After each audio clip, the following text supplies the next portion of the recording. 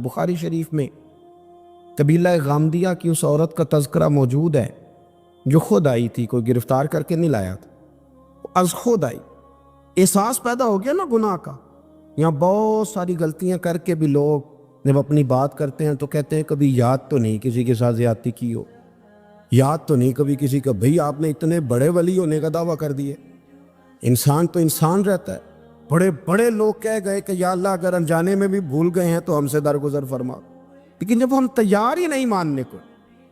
حضرت انس بن مالک کہتے ہیں وہ خاتون آئی، کوئی پکڑ کے نہیں لایا، کسی 14 دنوں کے ریمانڈ پہ نہیں اسے منوایا گیا، اسے وہ خود بخود آئی، اور کریم محبوب علیہ السلام کے سامنے جب وہ کھڑی ہوئی تو اتنے درد سے میں نے کم لوگ روتے دیکھے ہیں جس درد سے وہ روئی۔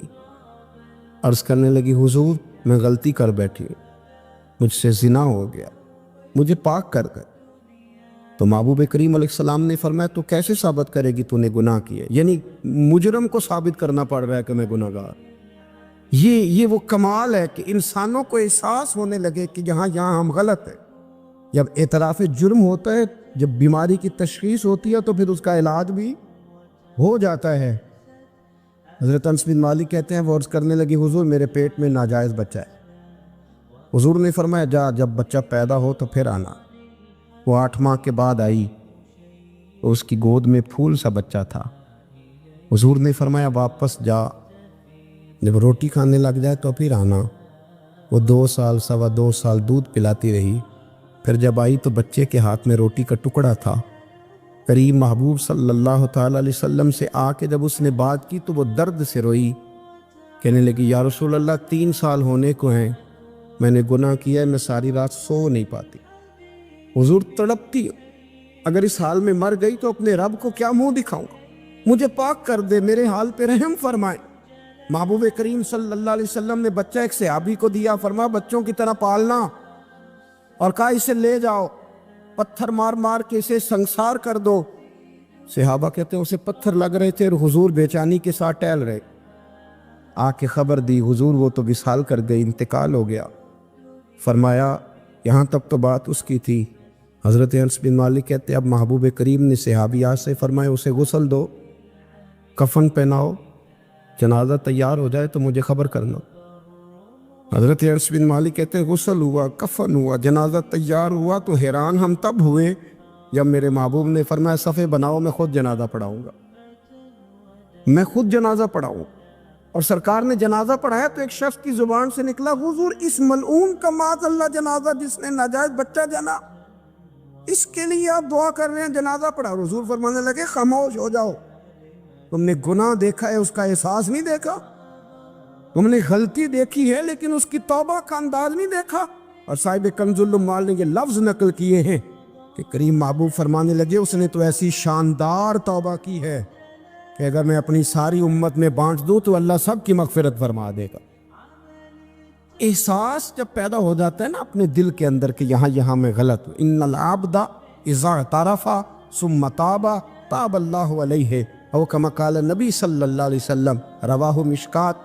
حضور نے فرمایا جب کوئی بندہ کہتا ہے نا اللہ میں بھول گیا تھا، اور پھر وہ توبہ کرتا ہے تو رب اس کی توبہ کو فوراً ہی قبول فرما لیتا ہے۔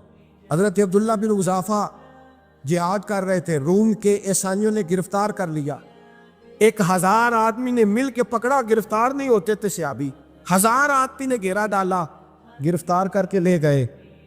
اور جب بادشاہ کے سامنے گئے تو وزیر کہنے لگا بادشاہ بندہ بڑے کام کا ہے، اگر ہمارے قابو آ گیا تو فائدہ دے گا، صحابی ہیں حضرت عبداللہ بن حذافہ، حضرت فاروق اعظم کا زمانہ ہے، اگر قابو آ گیا تو فائدہ دے گا۔ بادشاہ کہنے لگا کیوں، کیا خوبی ہے؟ کہنے لگے ہم 1000 آدمی تھے، یہ اکیلا قابو نہیں آ رہا، تو 1000 آدمی تھے، اگر ہماری فوج میں شامل ہو گیا تو بہت بڑا جرنیل ملے گا۔ بادشاہ کہنے لگا کوئی مسئلہ نہیں، 2-3 چیزیں ہوتی ہیں بندے کو خریدنے کے لیے، خرید لیتے۔ بادشاہ کہنے لگا عبداللہ جتنی دولت تجھے چاہیے میں تجھے دے دیتا ہوں، میرے لشکر میں آ جا، معاذ اللہ اسلام چھوڑ دے۔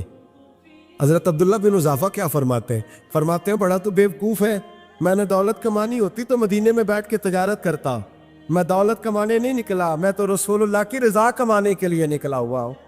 دولت کمانی ہوتی تو کسی مارکیٹ میں ہوتا، میدان میں آنا تھا۔ شہادت ہے مطلوب مقصود مومن، نہ مال غنیمت نہ کشور کشائی۔ یہ دولت تو لونڈی ہے رسول اللہ کے دروازے کی، جو تو پیچھے پیچھے پھرتی ہے نبی پاک کے غلاموں۔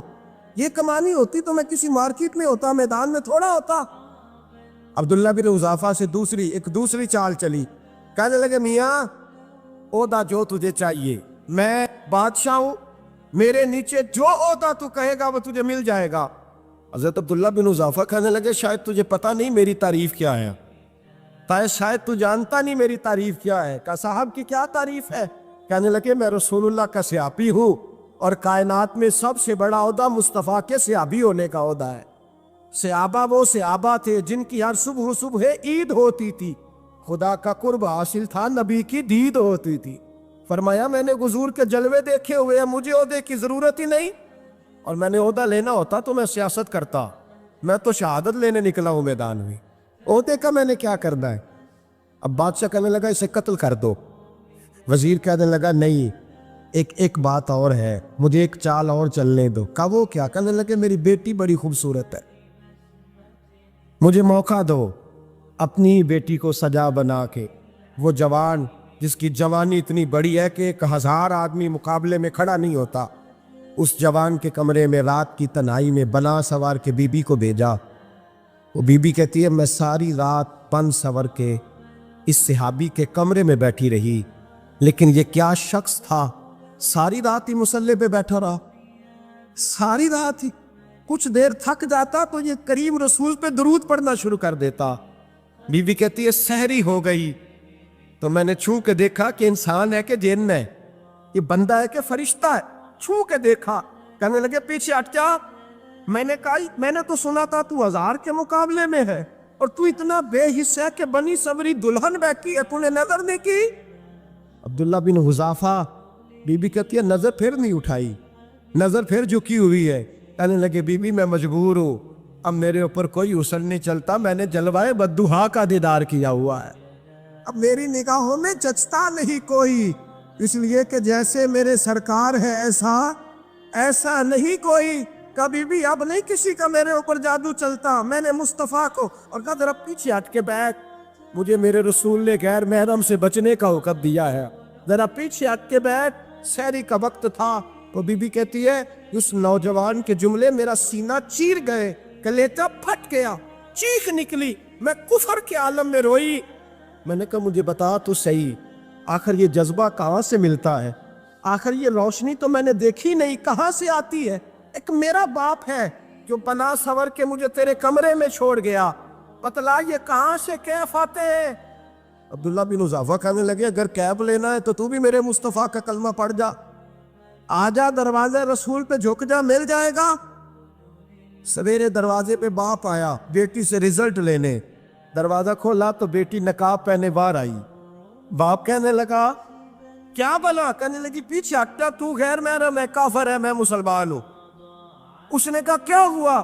کہنے لگی تیرے جیسے کو باپ کہوں، تیرے جیسے کو جو مجھے استعمال کر رہا تھا، میں تجھے باپ نہیں مانتی، میں اب رسول والی ہو گئی، میں حضرت فاطمہ کی کنیزہ ہو گئی، میں اب نبی کریم کی خادمہ ہوں، خبردار میرے قریب نہ آنا۔ یہ داؤ بھی ناکام ہوا۔ اب حضرت عبداللہ بن حذافہ کے سامنے موت کھڑی کی، ایک کڑا میں تیل گرم کیا، کہنے لگے تجھے اس میں جلایا جائے گا۔ حضرت عبداللہ بن حذافہ رضی اللہ تعالیٰ عنہ جب جلنے کے قریب ہوئے تو رونے لگے۔ روم کا بادشاہ کہنے لگا شاید ڈر گیا ہے، کہنے لگے اب سمجھ آئی ہے، اب تجھے پتہ چلا ہے، چلا آ جا۔ حضرت عبداللہ بن حذافہ کہنے لگے تو کافر ہے، تیری کافروں والی سوچ ہے، اس لیے نہیں رویا کہ موت سے ڈر گیا ہوں، میں تو اس لیے رویا ہوں کہ ایک جان ہے وہ نبی پاک پہ قربان ہو رہی ہے، کاش رب مجھے 1000 جان دیتا، میں ساری مصطفیٰ پہ قربان کر دیتا۔ ایک سنار نے گلی میں یتیم چھوٹے سے بچے کو گھومتے دیکھا تو سنار بے اولاد تھا، بچے کو اٹھا کے گھر لے آیا، 18 سال اس بچے کی پرورش کی، اس کو پالا پوسا، جوان کیا۔ سنار کے پاس وہ دکان پہ چلا جاتا، وہ کئی دفعہ دکان پہ رہتا، کئی دفعہ گھر میں رہتا، ایک دفعہ وہ دکان پہ تھا، بچہ گھر تھا، 18 سال کا جوان، اس کی بیوی اکیلی تھی، وہ جس نے ماں بن کے پالا تھا اس نے اسی پہ حملہ کر دیا، اس کا بازو بری نیت سے تھاما۔ بیوی چیخی، تھوڑی دیر گزری تو وہ نوجوان پیروں میں بیٹھ گیا، کہنے لگا اماں پتہ نہیں مجھے کیا ہوا۔ شام کو سنار آیا، بیوی چیخنے لگی، چلانے لگی، کہنے لگی آج عجیب بات ہوئی، جس کو میں نے جگر کا خون دے دے کے پالا اسی نے گندی نظر ڈالی۔ سنار میں بے حیرت ہے، بیوی کا خیال تھا کہ لات اٹھائے گا، ڈنڈا اٹھائے گا، نوجوان کو مارے گا، لیکن وہ رونے لگ گیا۔ اس نے کہا آج اس نے میرا بازو تھاما ہے، جانے کیا کیا ہے۔ پریشان ہونے لگ گیا، سجدے میں گر گیا، کہا تو بتاتا کیوں نہیں؟ تو وہ سنار کہنے لگا اس کی غلطی نہیں، 18 سال کے بعد آج مجھ پر بھی شیطان سوار ہوا تھا۔ ایک عورت آئی تھی، وہ اپنے بازوؤں میں چوڑیاں پہننا چاہتی تھی، تو میں نے بھی گندی نظر سے ہاتھ ڈالا تھا، رب کریم نے مجھے فوراً اس کی سزا دی۔ جن کے گھروں میں بیٹیاں ہوتی ہیں ان کی نظریں گندی نہیں ہوتی، جو بیٹیوں کے باپ ہوتے ہیں، جو بہنوں کے بھائی ہوتے ہیں، ان کی نظریں گندی۔ اور اگر تو ٹیلی فون کرتا ہے، تو کسی عورت کے ساتھ تعلق رکھتا ہے، تو یہ بات لکھ لے، امام فخر الدین رازی 1، علامہ اسماعیل حقی 2، ملا جلال الدین رومی 3، امام خازن 4، امام جلال الدین سیوطی 5 حدیث کے استاد اور محدث لکھتے ہیں کہ اگر تو کسی پر گندی نظر ڈالے گا تو تیرا گھر بچ سکتا، یاد رکھ نہیں بچے، اس لیے کہ تیری نظر ہے، کسی کی بیٹی کو بیٹی سمجھ تاکہ تیری بچی کا پردہ قائم رہے، کسی کی بہن کو، یہ کیا بات ہوئی کہ تو جتنا مرضی گند معاشرے میں پھیلاتا رہے تیرا گھر بچا رہے، یہ کیسے ہو سکتا ہے؟ فَإِنَّ لَهُ مَعِيشَةً ضَنْكَ، اللہ فرماتے ہیں زندگی تنگ ہو جائے گی تیرے لیے مشکل، تو ڈھونڈتا پھرے گا کہ میں مرنے کو جگہ تلاش کروں۔ سچی توبہ کرے، کھری توبہ۔ یہ گناہ انسان کو مجبور کر دیتے۔ حضرت عبداللہ بن مبارک رحمۃ اللہ تعالیٰ علیہ، ان کے سینکڑوں شاگرد تھے، ایک شاگرد کے انتقال کا وقت آیا تو گھر گئے ملنے، آپ کہتے ہیں میں نے زور لگا لیا پر اس کی زبان پر کلمہ جاری نہیں ہوا، میں اسے کہتا کلمہ پڑھ پر اس کی زبان پر جاری، اللہ اکبر، بہت بڑی نعمت ہے، دعا فرمائیں اللہ ایمان کی موت عطا فرما، ایمان کی موت دے اللہ کریم، ایمان کی موت دے۔ ایسے بھی لوگ دیکھیں ہیں، مسجد نبوی ہے، رسول اللہ کا شہر ہے، سر سجدے میں ہے، روح پرواز کر گئی، روح پر کتنا نصیبوں والا ہے، کتنا نصیبوں والا کہ مسجد نبی میں سر سجدے میں رکھا ہے، اور اللہ تبارک و تعالیٰ نے محبوب کے قدموں میں موت عطا فرمائی۔ حضرت عبداللہ بن مبارک کہتے ہیں میں نے اس کو کہا کلمہ پڑھ تو اس کی زبان پہ جاری نہیں ہوتا، میں بار بار کہتا تو وہ منت کرتا، کہتا حضور میں کوشش کرتا ہوں جاری نہیں ہوتا۔ فرماتے میں پریشان ہو کے اٹھا، ابھی میں دروازے پہ پہنچا تھا، اس نے چیخ ماری اور روح پرواز کر گئی، بچے رونے لگے، بیوی رونے لگی، تو میں نے اس کی بیوی سے کہا کہ یہ جرم کیا کرتا تھا، اتنا بڑا پاپی پہ کلمہ جاری نہیں ہوا۔ اس کی زوجہ کہنے لگی حضرت جی 2 گناہ تھے اس کے، ایک تو یہ شراب کا عادی تھا، روکتی تھی باز نہیں آتا تھا، اور دوسری بات یہ کہ یہ اپنی اماں کا نافرمان تھا، وہ 2 گلیاں چھوڑ کے رہتی ہے، یہ کبھی ملنے نہیں گیا تھا، اس بوڑھی کا کلیجہ اس کی طرف سے بڑی تکلیف میں تھا۔ حضرت عبداللہ بن مبارک کہنے لگے جا تو بھی دعا کر، اس کی ماں کو بھی کہہ دعا کرے کہ یہاں تو یہ کلمہ نہیں اسے نصیب ہوا، اللہ کرے اللہ آخرت کی منزلیں اس کی بہتر فرما دے۔ حضور صلی اللہ علیہ وسلم کے پاس ایک مہمان آ گئے رات کے وقت میں، جب وہ آئے تو حضور نے پوچھا کھانا کھانا ہے؟ تم نے کہا کھانا ہے۔ جھوٹ اور بھوک کو جمع کرنا منع ہے؟ کہا جی کھانا ہے۔ تو حضور صلی اللہ علیہ وسلم نے فرمایا ازواج مطہرات کے گھروں میں پتہ کرو کچھ ہے۔ حضرت ام سلمہ کے گھر میں پتہ کیا تو کہا یا رسول اللہ 4 دن سے روٹی نہیں پکی۔ حضرت زینب سے پوچھا تو کہا حضور کئی دن سے چولہا ہی نہیں جلایا۔ حضرت عائشہ صدیقہ، حضرت میمونہ، حضرت سودا، تمام گھروں سے بظاہر یہ 2 جہاں کے شاہ ہیں پر پاس کچھ رکھتے نہیں، 2 جہاں کی نعمتیں ہیں ان کے خالی ہاتھ میں، ہر چیز ہے پر فقر اختیاری ہے، کوئی شے نہ ملی۔ نبی پاک صلی اللہ علیہ وسلم نے مسجد میں اعلان کیا، فرمایا کون ہے جو میرے مہمان کو روٹی کھلائے؟ ان لفظوں کا حسن کوئی حسن والا ہی سمجھ سکتا ہے، فرمایا کون ہے جو میرے مہمان کو کھانا کھلائے؟ تو ایک صحابی لے گئے اور اٹھے، وہ صحابی جو صحابہ میں غریب تھے، ایک انصاری جو غریب آدمی تھے،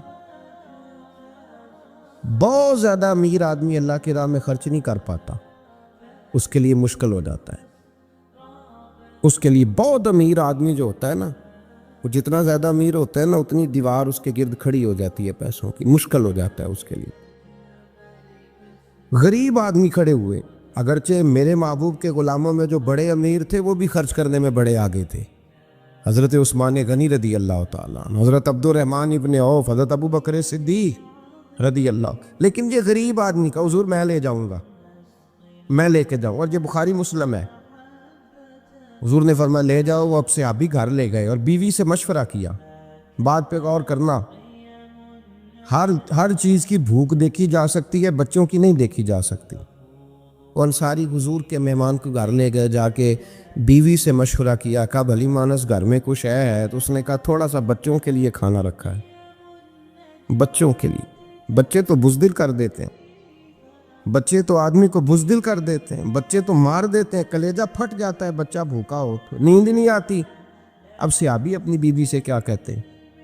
کہتے ہیں بچوں کو بہلا کے سلا دے، اور رسول اللہ کے لیے نہیں، رسول اللہ کے مہمان کے لیے، بھائی نبی پاک کے لیے نہیں، حضور کے تجھ سے در در سے سگ اور سگ سے ہے مجھ کو نسبت، میری گردن میں بھی ہے دور کا پٹکا تیرا، تجھ سے در در سے سگ سگ سے ہے مجھ کو نسبت۔ لمبی بات ہے کہ بچوں کو سلا دو۔ بی بی نے بچوں کو سلا دیا تو میاں بیوی کا مشورہ ہوا کہ مہمان کے ساتھ بیٹھ کے روٹی کھانا بھی سنت ہے۔ تو اب مہمان کے ساتھ بیٹھ کے کھانا بھی ہے تو کھانا ہے ایک دو آدمی کا۔ اب خاوند اپنی بیوی کو تیار کرتا ہے کہ میں بھی کھانے پہ بیٹھ جاؤں گا، تو بھی بیٹھ جانا، اور جب مہمان کھانے میں ہاتھ ڈال لے تو اٹھنا، کہنا او ہو دیا تو صحیح کیا ہی نہیں، ابھی بجھ جائے گا، اور جا کے دیا بجھا دینا۔ ہم ہاتھ ہلاتے رہیں گے، مہمان روٹی کھاتا رہے گا۔ اور یار اس درد کو، اس کیف کو سمجھو، گھر میں بچے بھی بھوکے، بچوں کی ماں بھی بھوکی، بچوں کا باپ بھی بھوکا، دسترخوان پہ روٹی لگ گئی، روٹیاں چون ڈالیں، بی بی اٹھی کہنے لگی او ہو چراغ تو صحیح کیا ہی نہیں، یہ تو بجھ جائے گا۔ حوصلے مند بی بی جس نے بچے بھوکے سلا دیے، وہ بھوکے سوئے ہوئے بچوں کی بھوکی اماں اٹھی اور اپنے خاوند کی تابع داری میں اٹھی، میں گڈی تے ہتھ ڈور سجن دے، وہ جنج رکھے اونج رہنا ہے، اٹھی اور اس نے نہ دیا ٹھیک کرنے کے بہانے بجھا دیا۔ مہمان روٹی کھاتا رہا اور رسول اللہ کے نوکر قربانی دیتے رہے۔ وہ روٹی کھا کے سیر ہو کے بستر بچھایا تو سو گیا۔ یہ میاں بیوی ساری رات بچوں کی طرف دیکھتے رہے اور غور کرتے رہے اور راضی رہے کہ ہم نے حضور کا فریضہ نبھایا ہے۔ قربان جاؤں محبوب پہ، بے خبر ہو جو غلاموں سے، وہ آقا کیا ہے۔ وہ صحابہ وہ اگر قربانیاں دیتے تھے تو جو اعزاز ملتا تھا وہ بھی بڑا شان والا ہے۔ صحابی کہتے ہیں میں فجر کی نماز پڑھنے مسجد آیا، پہلا قدم رکھا تو میرے کریم بولے، حضور نے فرمایا رات جو تو نے اور تیری بیوی نے عمل کیا ہے خدا کو بھی بڑا پسند آیا ہے، محمد مصطفیٰ کو بھی بڑا پسند ہے۔ اور پھر ایک لفظ اور ہے حدیث میں، ایک روایت میں کچھ جملے اور بھی ہیں۔ حضور نے فرمایا جب تو اور تیری بیوی رات مہمان کے ساتھ ایثار کر رہے تھے نا تو عرش کا مالک تمہیں مسکرا کے دیکھ رہا تھا، رب تمہیں دیکھ کے مسکرا رہا تھا، رب تمہیں دیکھ کے مسکرا، تر بامنی پہ شیخ ہماری نہ جائیے، ہم دامن نچوڑ دیں تو فرشتے وضو کریں۔ فرمایا وہ مسکرا رہا تھا کہ میرے بندے میرے رسول کی رضا کے لیے کیا کر رہے ہیں۔ اور صاحب دیکھو، نبی پاک کے لیے نہیں، خاندان کے لیے نہیں، خاندان نبوت کے لیے نہیں، حضور کے نہ سمجھے یار، اس پہلو کو سمجھے۔ نبی پاک کے بریلی کے امام بول پڑے، فرمانے لگے تجھ سے در سے سگ سے ہے مجھ کو نسبت، تجھ سے در سے سگ کتے کو کہتے ہیں فارسی میں۔ فرماتے محبوب تیرا دروازہ اور دروازے پہ کتا اور کتے کے پاس میں بیٹھا ہوں، چلو کتے کے پاس تو بیٹھا ہوں نا، میری گردن میں بھی کوئی تو پٹکا آیا ہی ہے نا، تجھ سے در سے سگ اور سگ سے ہے مجھ کو نسبت، چلو میری گردن میں بھی ہے دور کا پٹکا تیرا۔ قرآن مجید بول اٹھا، رب کریم نے فرمایا حبیب یہ تیرے غلام وہ ہیں کہ وَيُكْسِرُونَ عَلَىٰ أَنفُسِهِمْ وَلَوْ كَانَ بِهِمْ خَصَاصَةٌ، فرمایا ان کا حال یہ ہے کہ جس چیز کی شدید حاجت ہوتی ہے وہ بھی اپنے بھائیوں پہ قربان کر دیتے، وہ دے دیتے ہیں تیرے نام پہ، جب مکے والے مدینے آئے انصار مدینہ تو میرے مصطفیٰ کریم نے فرمایا نہ تمہاری نسلیں ایک ہیں نہ قبیلے ایک ہیں، لیکن تمہارا نبی ایک ہے، تمہارا رسول ایک، خدا ایک، کتاب ایک، تمہارا میری وجہ سے رشتہ ہے، چلو اپنے بھائیوں کے ساتھ احسار کرو، چلو احسار کرو۔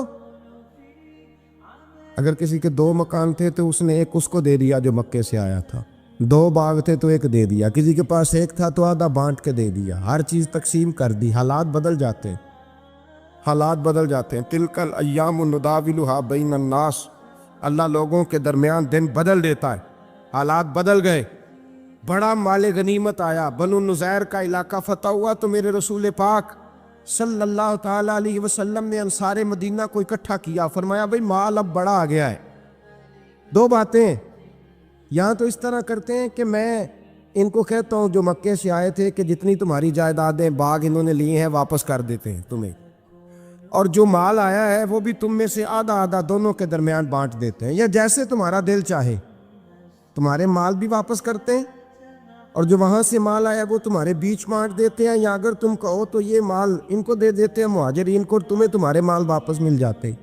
حضور نے پوچھا انصار مدینہ سے، حضرت سعد بن معاذ، سعد بن عبادہ تڑپ کے کھڑے ہوئے، عرض کی محبوبہ میں تو ابو بکر کو جانتا ہی نہیں تھا، حضور مجھے کیا پتا عمر کون ہے، میں کیا جانوں عثمان غنی مولا علی کی عظمتوں کو، محبوبہ میں نے تو تجھے ان کی طرف مسکرا کے دیکھتے ہوئے دیکھا ہے، تیرا جلوہ دیکھا ہے، تجھ سے در در سے ساگ ساگ سے ہے مجھ کو نسبت، یا رسول اللہ صلی اللہ علیہ وسلم ہم سے مشورہ نہ کریں، آپ اس طرح کریں جو جائیدادیں ہم نے انہیں دی ہیں وہ بھی ان کے پاس رہنے دیں، اور جو مال آیا ہے وہ بھی ان میں تقسیم کر دیں، اس لیے کہ ہمیں تو بس اتنا پتہ ہے کہ یہ آپ کے غلام ہیں، آپ کے نوکر ہیں، ہمیں اس سے زیادہ کسی چیز کے کوئی غرض ہے، بس آپ کے غلام ہیں، بات ختم ہو گئی۔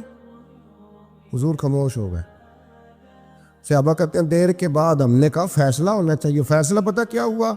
حضور نے ہاتھ اٹھائے، کہا اے اللہ میرے مدینے والوں پہ رحم فرما، اے اللہ میرے انصار پہ رحم فرما، اللہ ان کے جذبے قبول فرما۔ بھائی اظہار والی زندگی وہ کیا بات ہوئی کہ میں نے بڑی قربانی دی ہے، اور جب تک تو قربانی نہیں دیتا تو قدر والا نہیں ہوتا۔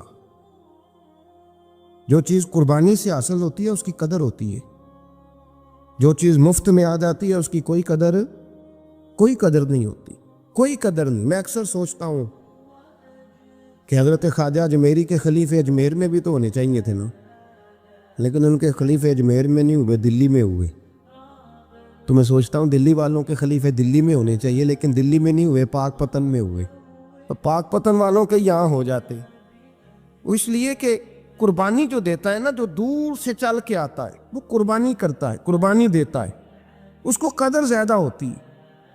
ہم نے کسی شے کے لیے کبھی قربانی نہیں دی، نہ دین کے لیے، نہ قرآن کے لیے، نہ مسجد کے لیے، نہ شیخ کے لیے، نہ طریقت کے لیے، قربانی تو ہے ہی نہیں۔ تو جو شے مفت ملتی ہے اس کا نہ مزہ آتا ہے نہ قدر ہوتی ہے۔ جو چیز قربانی کر کے لیتے ہو نا، قربانی کر کے، اس کی قدر ہوتی ہے۔ کسی لیے کہا تھا کسی درویش نے، اس نے کہا تھا قدر نبی دا ایک کی جانن دنیا دار کمینے، قدر نبی دا جانن والے سو گئے وچ مدینے۔ ان سے پوچھو نا، ان سے پوچھو ان حضرات کو کتنی قدر تھی۔ قربانی اپنی زندگی میں دینا سیکھیں۔ ایک ہوتی ہے بندے کی ذاتی خواہش، اس کو کچلنا بڑا مشکل ہوتا ہے۔ قربانی بڑی ضروری چیز کا نام ہے، اور جو قربانی دینا سیکھ جاتا ہے وہ بچ جاتا ہے۔ کتیا 6 بچے جنم دیتی ہے لیکن قربانی نہیں نہ دیتی بچوں کی، تو ریوڑ نہیں بنتے، اجڑ نہیں بنتے۔ بکری 2 بچے پیدا کرتی ہے اور سال کے بعد ہزاروں بچوں، لاکھوں بچوں کی قربانی دیتی ہے، پر پھر بھی جدھر جاؤ بکرے ہی بکرے نظر آتے ہیں۔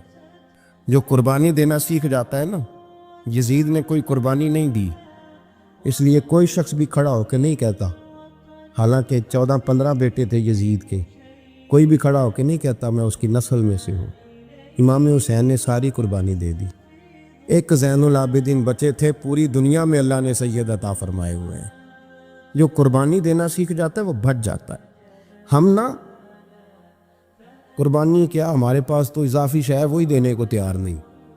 جب آپ تیار ہی نہیں تو سودا ہی نہیں کر، آپ نکلے ہی نہیں میدان میں، تو حاصل کیسے ہو؟ حصول تو تب ہوگا نا جب آپ کوئی انویسٹمنٹ کریں گے.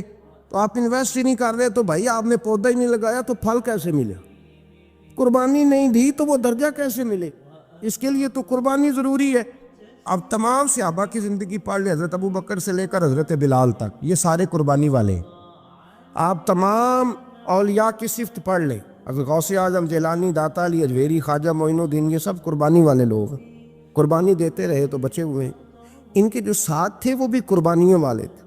قربانی حصہ ہے طریقت کا، قربانی ضروری ہے. اور ہمارے صوفیاء تو کہتے ہیں جس شخص نے تصوف میں آ کے قربانی نہیں دی.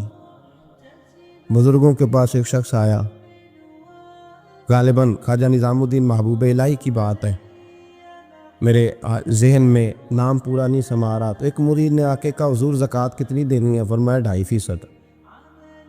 تھوڑی دیر کے بعد حضرت نصیر الدین چراغ دہلوی آ گئے، کہا حضور اللہ کے راستے میں کتنے دینے ہیں؟ فرمایا 50%. ایک ساتھی قریب بیٹھا تھا، اس نے کہا پہلے کے لیے 2.5% کا فتویٰ تھا، اس کو کہہ دیا دے دے. چند منٹ گزرے تو حضرت امیر خسرو بھی آ گئے، کہا حضور زکوٰۃ کتنی دینی ہے؟ فرمایا جو ہے سارا ہی لے آ، تیری 100% ہے. تو وہ ساتھی جو قریب بیٹھے تھے اس نے کہا بابا فتوے علیحدہ ہیں. فرمایا فتویٰ ایک ہی ہے، بندے علیحدہ ہیں. فتویٰ ایک ہی ہے، مجھے پتہ ہے کون کتنے دے سکتا ہے. وہ جس کو میں نے 2.5% کہا ہے وہ بھی جا کے حساب کتاب کرے گا، اس نے 2.5 بھی پورا نہیں دینا. اور فرمایا جس امیر خسرو کو میں نے کہا نا سارا لے آ، اس کا دل کرے گا میں اپنا مکان بھی توڑ کے لے آؤں. میں نے فتویٰ ایک ہے، بندہ دیکھ کے بات کی ہے. بھائی قربانی نہیں ہے، اظہار ہی نہیں ہے، جذبہ ہی نہیں ہے، ہمارا مزاج ہی نہیں ہے. لیکن نا یہ اب ایک تو شریعت کی قربانی ہے نا یہ، تو اس پہ بھی لوگ بڑا سوچیں گے، اس پہ بھی لوگ بڑا سوچیں گے. فتوے پوچھتے پھریں گے کہ جی میرے اوپر تو ابھی میں نے تو 15,500 قرضہ دینا، دوں کہ نہ دوں، کون سی دوں؟ فتوے پوچھیں گے. دینے کی دفعہ فتوے پوچھیں گے اور لینے کی دفعہ چھٹی، جو آتا ہے آنے دو. کبھی لینے کی دفعہ بھی فتویٰ پوچھنا صاحب کہ یہ مجھے اتنا مال آ رہا لے لوں کہ نہ لوں. وہ لے لیا، قابو کر لیا. جب دینے کی باری آئی تو فتویٰ احصار کرے. اور احصار صفت ہے مسلمان کی، یہ احصار کرنے لگتا ہے تو بچنے لگ جاتا ہے، اس کا فائدہ ہونے لگ جاتا ہے. قربانی دینے لگ جاتا ہے تو بچ جاتا ہے. کسی نے کہا تھا سن اے مسلمان، یہ نقطہ فیض قرآنی میں ہے، عظمت و اسلام اور مسلم صرف قربانی میں ہے. اگر تو جینا چاہتا ہے تو قربان ہو. حضرت سیدنا ابو بکر صدیق فرماتے ہیں میں حضور کے سامنے بیٹھا، ایک شخص آیا، اس نے آ کر کے کہا یا رسول اللہ صلی اللہ تعالی علیہ وآلہ وسلم، یہ میرے ہاتھ کے اندر خنجر ہے، میں قتل کر کے آیا ہوں. قاتل کھڑا ہوا. ایک طرف قرآن مجید کا حکم ہے کہ جس نے ایک آدمی کو قتل کیا پوری انسانیت کو قتل کیا. حضور یہ خنجر ہے، قتل کر کے آیا ہوں. میرے مصطفیٰ نے فرمایا کس کو قتل کیا؟ عرض کی حضور سگی بہن کو مارا ہے. سگی بہن تھی، میں نے قتل کر دی. میرے نبی پاک صلی اللہ علیہ وسلم نے فرمایا کیوں مارا؟ پیار نہیں تھا؟ کہا موبا بہن سے کس کو پیار نہیں ہوتا، بڑا پیار تھا، پر مارا کیوں؟ تو صحابی رونے لگے، کہنے لگے محبوبہ میں بڑا پیار کرتا تھا، پر وہ کافرہ تھی، مشرکہ تھی، بڑا پیار کرتا تھا. جب بھی اس کے پاس جاتا وہ آپ کے بارے میں بات چھیڑ دیتی. میں اس کو کہتا سارا کچھ کر لے، میرے نبی کے بارے میں بات نہ کر دو. میں ہر شے سہ لیتا، پر مصطفیٰ کریم کی ذات کے بارے میں کوئی بات برداشت کرنے کی طاقت نہیں رکھتا. یہ والا جملہ نہ کہنا. میں اس کو روکتا، منع کرتا، وہ باز نہ آتی. کہتے ہیں آج اس نے اتنی سخت بات کی کہ میں اس کا گلا کاٹ آیا ہوں، قتل کر دیا ہے. حضور میرے لیے حکم کیا ہے؟ تو نبی پاک نے فرمایا جا، تیرے اوپر کوئی سزا نہیں، تو نے جو کیا ہے اچھا ہی کیا ہے، یہ اچھا کر ڈالا ہے جو تو نے کیا ہے. ایک صحابی نابینا تھے، آنکھوں سے نظر نہیں آتا تھا، رشتہ کوئی نہیں دیتا تھا، معذور آدمی تھے. نکاح ہوا، شادی ہوئی، 2 بیٹے دیے اللہ، گھر بس گیا. بیوی کپڑے دھو کے دیتی، خدمت کرتی، روٹی پکا کے دیتی، بچے بڑے حسین تھے. اور وہ صحابی خود فرماتے ہیں، نابینا صحابی کہتے ہیں موتیوں کی طرح کے میرے بچے، جو بھی آتا آ کے کہتا تیرے موتیوں کی طرح کے لال ہیں. لیکن آپ فرماتے ہیں ایک صبح اعلان ہو گیا، مدینے میں شور ہو گیا کہ اس نابینا صحابی کی بیوی قتل ہو گئی، کسی نے خنجر کے دبایا، مر گئی ہے. کہتے ہیں اس کے لواحقین اکٹھے ہوئے، در رسالت امام پہ آئے، آگے کہنے لگے حضور ہمارا قاتل ڈھونڈ کے دیں، ہماری بیٹی کو کس نے مارا؟ میرے رسول پاک نے مجمع پہ نظر ڈالی، فرمایا بھائی مجھے کہنے کی ضرورت نہ پڑے، اگر قاتل موجود ہے تو خود اٹھ جائے۔ خود اٹھے۔ وہ نبینا صحابی بیچ میں سے اٹھ کے کھڑے ہو گئے، کہنے لگے سونے قاتل کوئی باہر نہیں، میں خود قاتل ہوں، میں نے مارا ہے، میں قاتل ہوں، میں نے مارا ہے۔ مصطفیٰ کریم سید عالم صلی اللہ علیہ وسلم نے فرمایا تجھے تو اس کی بڑی ضرورت تھی، بڑی حاجت تھی، تیری بیوی تھی، تیرا گھر سنبھالتی تھی، تیرے بچے تھے۔ صحابی عرض کرنے لگے حضور سارا کچھ ٹھیک تھا پر وہ آپ کی بے ادب تھی حضور، اس کے آنے سے میرا گھر بس گیا، روٹی پکنے لگی، کپڑے ملنے لگے، اولاد ہونے لگی، میں دنیا پہ آ گیا، لیکن محبوبہ میں نے وہ سکھ کیا کرنے ہیں جو تیری بے ادبی پر تعمیر کیے جائیں۔ یا رسول اللہ مجھے کیا حاجت اس چیز کی، اس میں آپ کا پیار ہی نہ ہو، یا رسول اللہ آپ کی محبت ہی نہ، حضور میں نے قتل کر ڈالا ہے، مجھے بیوی نہیں چاہیے، مجھے وہ والی چاہیے جس کی زبان پر رسول اللہ کے نام کے ترانے ہو، جو حضور کی محفل کرنے والی ہو، نعت پڑھنے والی ہو، جو نبی پاک علیہ السلام کی ازواج کا، اولاد کا، بیٹیوں کا ذکر کرنے والی۔ مجھے وہ بی بی نہیں چاہیے جو بی بی بے ادبی کرے۔ میرے نبی پاک صلی اللہ علیہ وسلم نے محلے داروں سے پوچھا، فرمایا بات اس کی ٹھیک ہے؟ کہا حضور واقعی بے ادب تھی۔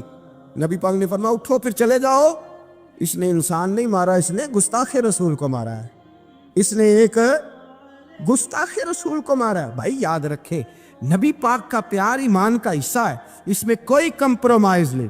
حضرت ابو عبادہ بن جراح نے میدان کے اندر اپنے باپ کو قتل کیا، باپ کو مارا۔ حضور سید عالم صلی اللہ علیہ وسلم نے کہا ابو عبادہ تو نے باپ ہی مار دیا ہے؟ کہا حضور باپ نہیں چاہیے، رسول اللہ کا وفادار چاہیے، حضور وفادار چاہیے۔ نبی پاک صلی اللہ تعالیٰ علیہ وآلہ وسلم کی محبت اصل دین ہے، اصل دین۔ صحابہ کرام نے ہر چیز سے بڑھ کر رسول پاک سے پیار کیا، ہر چیز سے بڑھ کر، بھلا دی دنیا ساری انہوں نے، لیکن رسول پاک سید عالم صلی اللہ علیہ وسلم کا پیار انہوں نے اپنے دل سے نہیں بلایا، اپنی اولادیں لا کے حضور کی خدمت میں پیش کر دی، اپنے بچے لا کر پیش کر۔ حضرت عائشہ صدیقہ رضی اللہ تعالیٰ عنہ فرماتی ہیں ساری زندگی ابو بکر صدیق نے ڈانٹا نہیں، میرا باپ رفیق تھا، شفیق تھا، مہربان تھے، کوئی کبھی انہوں نے سخت گھورا بھی نہیں ہماری طرف۔ لیکن کہتی ہے ایک دن میں حضور کے ساتھ گفتگو کر رہی تھی، بچی تھی، میری آواز ذرا بلند ہوئی تو کہتے ہیں جناب ابو بکر صدیق رضی اللہ تعالیٰ عنہ باہر سے دوڑے آئے، اندر آئے، حضرت ابو بکر نے تھپڑ اٹھایا، میرے منہ پہ مارنے لگے، حضور آگے بڑھے، بچایا۔ میں نے کہا ابا جی آپ نے تو گھورا بھی کبھی نہیں، یہ کیا ہوا؟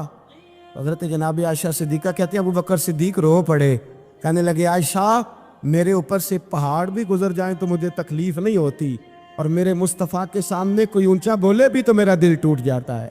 خبردار، حضور سید عالم، حضرت عمر کا زمانہ تھا، کچھ لوگ آئے کہیں اور کے رہنے والے، مسجد نبی میں اونچی آواز میں بولنے لگے، اونچی آواز میں باتیں کرنے لگے۔ حضرت عمر نے بلایا، فرمایا ادھر آؤ، کون ہو، کہاں سے آئے ہو؟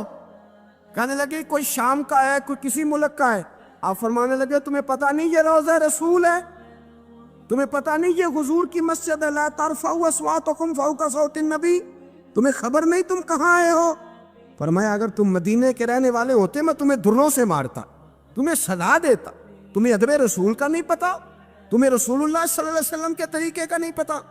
نبی پاک صلی اللہ علیہ وسلم کے وجود سے خون نکلا، حضور نے حضرت عبداللہ بن زبیر سے کہا ٹھکانے لگا دو، جاؤ ٹھکانے لگا دو، ایسی جگہ لگاؤ جہاں کسی کی نظر نہ پڑے، خون بہتا ہوا خون حرام ہے، قرآن پاک نے بیان کیا ہے، کہا ٹھکانے لگا دو۔ حضرت عبداللہ بن زبیر باہر نکلے اور حضور کا جو خون تھا وہ پی گئے۔ حضور نے کہا تھا پی لینا، کیا کہا تھا؟ ٹھکانے لگا دو، پی گئے۔ واپس آئے تو مصطفیٰ نے فرمایا کہاں ٹھکانے لگایا؟ کہا یا رسول اللہ ایسی جگہ جہاں کسی کی نظر نہیں پڑے گی، ایسی جگہ جہاں کسی کی نظر نہیں پڑے گی۔ حضور نے فرمایا پی گئے ہو؟ کہا حضور پی گیا ہوں۔ فرمایا جاؤ، نبی کا وعدہ ہے تمہارے وجود کو جہنم کی آگ چھوئے گی بھی نہیں۔ ہم وہ والا پیار کرتے ہیں جو حضور نے کہا ہے۔ حضرت ام ایمن نبی پاک کی دائی تھی، حضور کی رضائی والدہ تھی، سرکار کی طبیعت مبارک علیل ہوئی تو حضور نے نا، ویسے نبی پاک جب پخانہ کرتے تھے نا تو حضرت عائشہ صدیقہ فرماتی ہیں حضور کے پخانے سے کستوری سے بھی زیادہ خوشبو آیا کرتی۔ اور آپ حضرت انس بن مالک فرماتے ہیں حضور کھیتوں میں پخانے کے لیے جاتے، میں ساتھ جاتا، جہاں نبی پاک صلی اللہ علیہ وسلم پخانہ کرتے میں وہاں جا کے دیکھتا تو کوئی شے نہ ہوتی۔ میں کہتا حضور کہاں گیا؟ اللہ کے رسول فرماتے جب میں پخانہ کرتا ہوں تو زمین کھل جاتی ہے، میرا پخانہ اندر سمو لیتی ہے۔ حضور کے پخانے اور پیشاب سے کستوری کی خوشبو آتی تھی، کستوری کی خوشبو آتی تھی۔ حضرت ام ایمن رضی اللہ تعالیٰ عنہ کہتی ہیں حضور نے پیشاب کیا، طبیعت مبارک قلیل تھی تو لکڑی کے ایک برتن میں حضور نے پیشاب کیا اور کہا اماں جی اس کو باہر رکھا ہے، کہیں باہر ٹھکانے لگائیں۔ حضرت ام ایمن کہتی ہے میں نے اسے ہاتھ لگایا تو میرے وجود سے بھی خوشبو آنے لگی، میرا جسم مہکنے لگا۔ حضرت ام ایمن کہتی ہے میں باہر جا کے نکال کے دکھاؤ کسی حدیث سے کہ رسول پاک نے فرمایا ہو میرا پخانہ پی جانا۔ حضرت ام ایمن باہر گئیں، نبی پاک کا پیشاب مبارک پی گئیں، واپس آئیں تو حضور نے فرمایا اماں کہاں رکھا ہے؟ کہنے لگی محبوبہ وہاں رکھا ہے، کسی کی نظر نہیں پڑے گی۔ حضور نے فرمایا پی گئی ہو؟ کہا حضور پی گئی ہوں۔ فرمایا جاؤ میرا وعدہ ہے قیامت تک تمہیں پیٹ کی بیماری کوئی نہیں لگے گی، جب تک زندہ رہو گی پیٹ کی بیماری۔ حضور نے کہا تھا کہ پی جاؤ نا۔ بھائی یاد رکھے رسول اللہ صلی اللہ علیہ وسلم کے صحابہ جو حضور کی تعظیم کرتے ہیں تو اس کا حکم نہیں دیا نبی پاک، لیکن وہ جانتے جب تعظیم کی باری آئے تو جو بھی کام تعظیم کا ہوگا، جو کام بھی عزت کا ہوگا وہ عزت دی جائے گی۔ ایک صحابی حضور علیہ السلام کی گھوڑے کو کجاوا بالا کرتے تھے، کاٹھی ڈالتے تھے۔ حضور نے کہیں نہیں کہا کہ وضو کر کے ڈالنا، غسل کر کے ڈالنا، کہیں نہیں کہا۔ رسول پاک صلی اللہ علیہ وسلم رات کو کہہ دیتے کہ صبح جانا ہے تو گھوڑا تیار کر دینا، اونٹ تیار کر دینا۔ ایک دن اللہ کے محبوب سویرے اٹھے، گھوڑا تیار تھا، حضور بیٹھے تشریف لے گئے۔ جب تشریف لے گئے نبی پاک صلی اللہ علیہ وسلم تو حضور واپس آئے تو بلایا، ان سے صحابی کا نام تھا حضرت اسلح بن شریک، ان کو بلا کے حضور نے فرمایا یار آج کجاوا تو نے نہیں باندھا۔ وہ رونے لگے، کہنے لگے محبوبہ اس کا مطلب ہے میرا باندھنا آپ کو پسند آتا ہے، اس کا مطلب ہے میری خدمت قبول ہے۔ فرمایا تو نے نہیں باندھا؟ یا رسول اللہ نہیں۔ فرمایا کیوں نہیں باندھا؟ کیا جواب ہے، کیا حسن ہے۔ کہنے لگے یا رسول اللہ میں صبح اٹھا تو میرے اوپر غسل فرض تھا، اگر میں بغیر غسل کے ہاتھ لگاتا حضور کو نہیں نبی پاک کے گھوڑے کے کجاوے کو، کہا حضور گھوڑے کے کجاوے کو بغیر غسل کے ہاتھ لگاتا تو بے ادبی تھی، اور اگر غسل کرتا تو حکم ماننے میں دیر ہوتی تھی، یہ بھی بے ادبی تھی، لہذا کسی اور کی ڈیوٹی لگائی۔